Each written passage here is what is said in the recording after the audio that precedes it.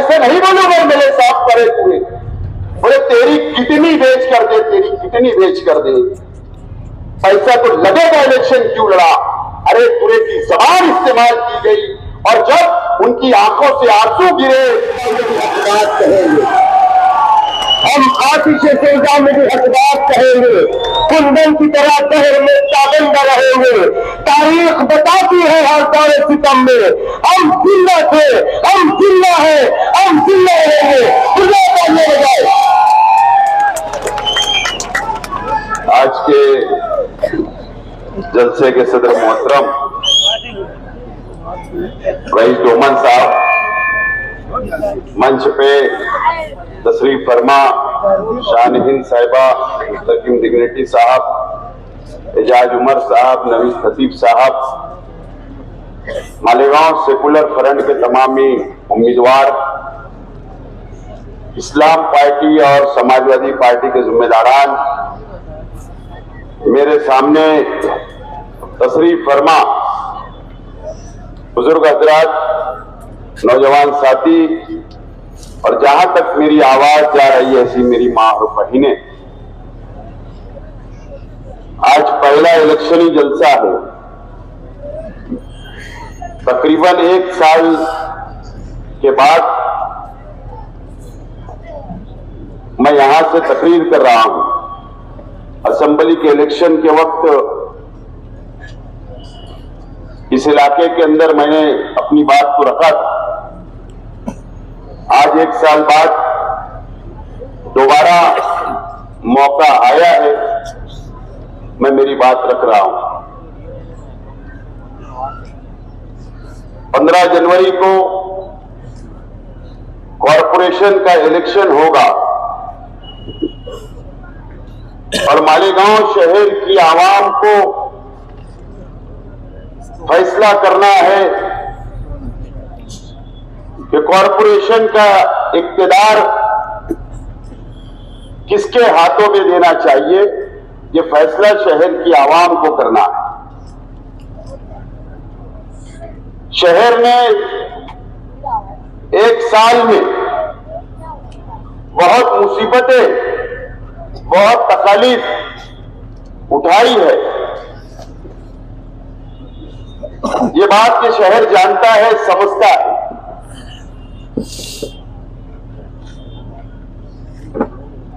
जिस इलाके के अंदर जलसा हो रहा है ये मौलाना अब्दुल हमीद नुमानी साहब का इलाका, जिस इलाके के अंदर जलसा हो रहा है ये मौलाना अब्दुल कादिर साहब का इलाका, मौलाना हनीफ मिल्ली साहब का इलाका, मौलाना याकूब अशरफी साहब का इलाका, ये वो मौलाना याकूब बशारती साहब का इलाका, ये एक ऐसा इलाका है जो एक वक्त था कि वक्त की सरकारें यहां पर आया करती। ये एक ऐसा इलाका है और इसी इलाके के अंदर कॉरपोरेशन भी है और इसी इलाके के अंदर मालेगांव का किला भी है।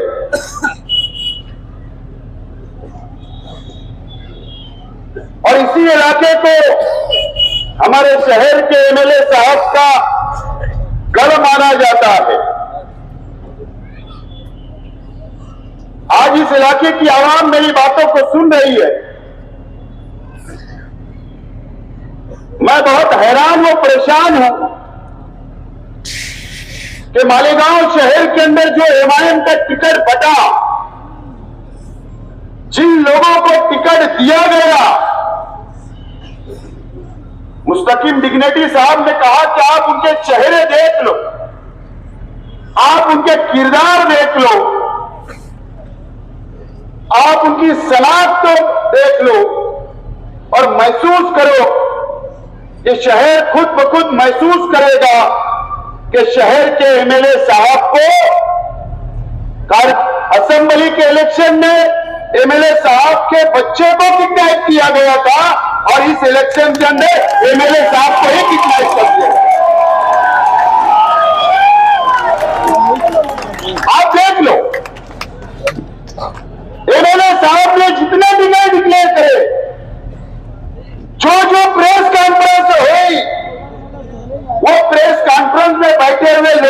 आप देख लो, वो किडनैपर थे, किडनैपर।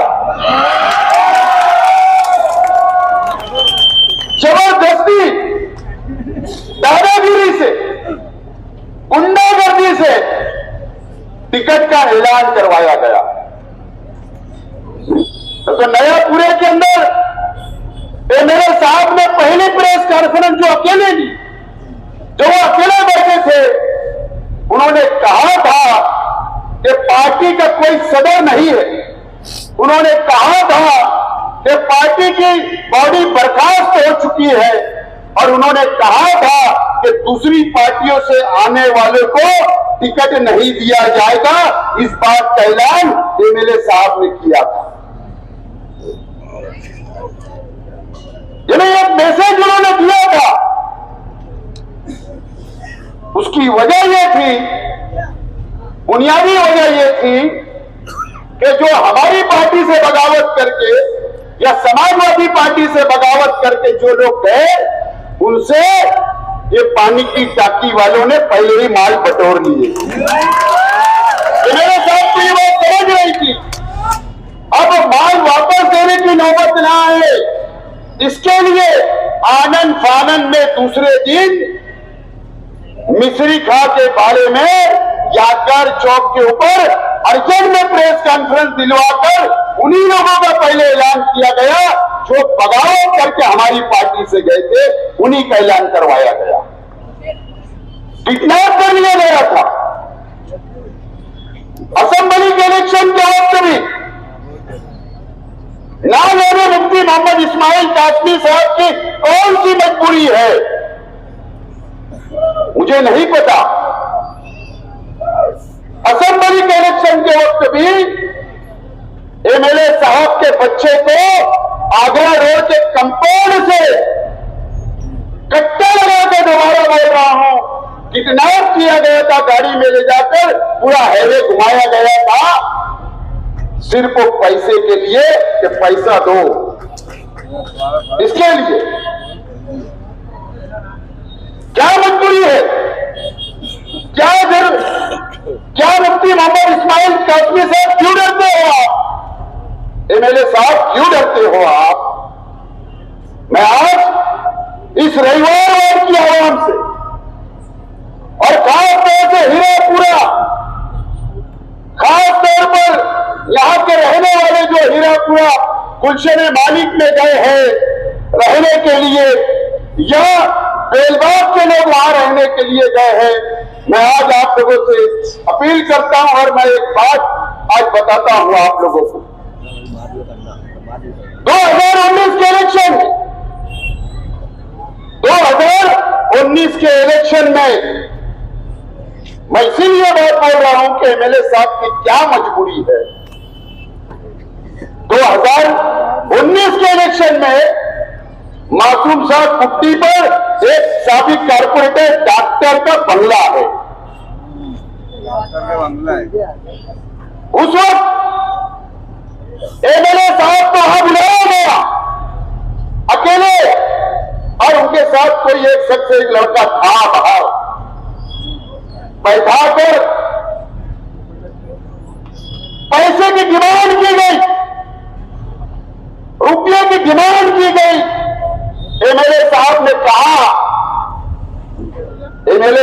कहा कि मेरी जमीन बिकने वाली है, वो पैसा आएगा, 4 दिन लगेगा, 2 दिन लगेगा। एमएलए साहब को वहां पर उस डॉक्टर ने नंगी नंगी गालियां दी थी, नंगी नंगी। जब उन्होंने कहा कि जमीन का पैसा आएगा, बोले तेरी, मैं ऐसे नहीं बोलूंगा एमएलए साहब करे पूरे, बोले तेरी किडनी बेच कर दे, तेरी किडनी बेच कर दे, पैसा तो लगेगा, इलेक्शन क्यों लड़ा। अरे पूरे की जबान इस्तेमाल की गई, और जब उनकी आंखों से आंसू गिरे तो वो वजू करने के लिए उसी मकान में गए, तो बोले अब ये ढोंग करेगा, नाटक करेगा। ऐसी जबान का इस्तेमाल उस वक्त भी किया गया था। इस तरीके की जबान का इस्तेमाल उस वक्त भी किया गया था। उसके बाद गालियां दी गई उसके बाद एमएलए साहब हुजरे में गए मस्जिद के और वहां पर शायद उन्होंने भड़ास अपनी निकाली या आंसू गिरे या रोए, वजू किए, ऐसा मेरी मालूमात है। और उसके बाद इस तरीके का इस्तेमाल जबान का किया गया उस वक्त भी, उसके बाद भी ऐसे लोगों को यहां पर उम्मीदवार बनाते हैं। मेरे साहब, आपकी क्या मजबूरी है? आप हीरापुरे में भी ऐसे लोगों को उम्मीदवार बनाते हैं, आपकी क्या मजबूरी है? इस तरीके का एक एमएलए को कब्जे में लेना, उनको आजादी नहीं देना, इस इलाके के अंदर आपके बच्चों को आजादी नहीं, आपके बच्चों को डरा के रखा जाता है, आपको धमकियां दी जाती है, आपके हीरापुरे के अंदर यहाँ के जो कारोबारी लोग हैं, यहाँ के बुनकर भाइयों की जमीन पर कब्जा किया जाता, वहां कोई ब्याज नहीं डाल सकता, वहां कोई अपना मकान तामीर नहीं कर सकता। ऐसा गुंडागर्दी करने के बाद भी एमएलए साहब उनको यहां भी टिकट देते हैं, वहां भी तीन टिकट देते हैं, दीपुर शब्बीर नगर में भी 2 टिकट जाता है और बेलवान में भी 1 टिकट जाता है। क्या वजह, क्या आपकी मजबूरी है? एमएलए साहब, आप बर्दाश्त कर सकते हो, क्यों इतनी लाचारी है आपकी? अरे आपके साथ तो शहर है, अरे आपके साथ तो इस इलाका है यहां का, उसके बाद भी आप इतने डर के, इतने दब के रहते हो। ये अफसोस की बात है इस शहर के लिए। मैंने इसलिए कहा कि इस इलाके के अंदर मौलाना नुमानी साहब, मौलाना हनीफ मिल्ली साहब, मौलाना कादिर साहब रहते हैं। आलिमों की इज्जत करना हम भी जानते हैं और ये शहर भी जानता है और शहर ने हमेशा इज्जत की है। मैं आज इस इलाके की आवाम से अपील करता हूं, ये इलेक्शन एमएलए का नहीं है। आपको जो फैसला करना था आपने कर लिया, लेकिन वक्त आ गया है अब ये पानी की टांकी के लोगों को वहीं पर जमा कर दिया जाए। कि जहां जाके उनको जमा करने का काम इस शहर की आवाम और इस इलाके की आवाम को करना होगा। पानी की टांकी में 2 दिन पहले इस्लामाबाद पानी की टंकी के पास 2 रिवॉल्वर जमा होती है। आपने सुना ना, यूट्यूब पर देखा ना, 2 रिवॉल्वर 2 लोग जमा होते हैं। इसी जगह पर जलसा था, उसके फौरन बाद मैं पुलिस को मुबारकबाद देता हूं, अच्छी कार्रवाई है, लेकिन पुलिस डिपार्टमेंट से गुजारिश करता हूं कि तहकीक, इंक्वायरी ईमानदाराना होना चाहिए। एमएलए साहब के दबाव के अंदर नहीं, क्योंकि मैंने आज व्हाट्सएप पर देखा हूं जो 2 लोग अरेस्ट हुए, वो एमएलए साहब के साथ एक लड़का जो अरेस्ट हुआ है उसका फोटो भी वायरल हुआ है। किसी की तरफदारी नहीं होना चाहिए, इंक्वायरी तो होना ही चाहिए, चाहे वो कोई भी हो। वो रिवॉल्वर कहां से आई? मुझको तो लगता है कि साजिद अब्दुल रशीद साहब आजाद उम्मीदवार बगावत किए, क्या उनके वास्ते तो नहीं लाई गई थी? उनके वास्ते तो नहीं लाई गई थी, क्योंकि आजाद नगर में रिवॉल्वर नहीं पकड़ी गई, इसी इलाके के अंदर पानी की टांकी के नीचे पकड़ी गई। मुझे तो शक है कि उनके लिए लाई गई थी या शेख आसिफ के लिए या मुस्तकिम डिग्निटी के लिए। इस बात का भी खुलासा पुलिस डिपार्टमेंट करे, ये मेरी गुजारिश है, ये मेरी मांगनी है पुलिस डिपार्टमेंट। पूना का रहता है, वो कहाँ रहता था, वो कहाँ खाता था, वो किसके साथ घूमता था, उसको पैसा कौन देता था? अरे आज तो मोबाइल का जमाना है, टेक्नोलॉजी का जमाना है। डिपार्टमेंट सीडीआर निकाल ले, दूध का दूध और पानी का पानी हो जाएगा। लेकिन हम कार्रवाई की डिमांड करते हैं, इलेक्शन के बाद नहीं, आज होना चाहिए। आज होना चाहिए। दूध का दूध और पानी का पानी। इसी इलेक्शन के अंदर आज हम पब्लिक के बीच में रहने वाले लोग हैं, पब्लिक के प्रतिनिधि हैं, पब्लिक के नुमाइंदे हैं। आज हम यहां पर जलसा कर रहे हैं। अभी हमको इलेक्शन के अंदर जो आजादी है, हम पूरे शहर में जलसा करेंगे। हो सकता है हमको धोखा हो, तो इसके लिए इंक्वायरी आज होना चाहिए।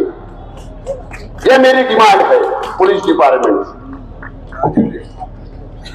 दोस्तों और साथियों, ये इलेक्शन मैं नहीं चाहता था कि अच्छाई और बुराई में होना चाहिए था।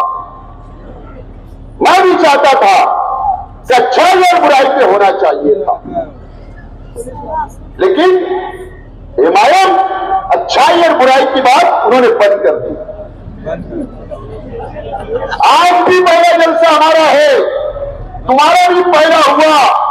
जो दिन बचे हैं, जितने भी दिन बचे हैं, आज मैं आपसे चैलेंज करता हूं, चलो अच्छाई और बुराई पे इलेक्शन लड़ी लेते हैं। लेकिन आप नहीं लड़ोगे। लेकिन दोस्तों और साथियों, ये इलेक्शन की अहमियत ये रोज बदल का इलेक्शन नहीं है। ये इलेक्शन ये शहर को बचाने का इलेक्शन है, फिरका पर ताकतों से बचाने का इलेक्शन है, ये शहर को बचाने का इलेक्शन है। मैं यहां के मुसलमानों से अपील करता हूं, हम अलग अलग बिरादरी के हो सकते, हम अलग अलग मजहब के मानने वाले हो सकते हैं, लेकिन हम मुसलमान हैं। ये शहर को बचाना है। एक हो सेकुलर फ्रंट के उम्मीदवारों को साथ दो। आपके ही मोहल्ले के अंदर किला बस्ती है। ये किला बस्ती में नीतीश राणे बीजेपी का मंत्री किले के ऊपर आकर आपकी बस्ती की तरफ उंगली उठाकर बताया था और बुलडोजर भी लग गया था। अल्लाह का करम है कि हम ही लोग थे कि हम लोगों ने हाईकोर्ट के अंदर लड़ाई लड़ी और आज भी बस्ती कायम है। ये बात इलाके की आवाम और आपको समझना है, इस शहर की आवाम समझना है। और अमेंडमेंट भी रहा, आज हमको नहीं समझ रहा।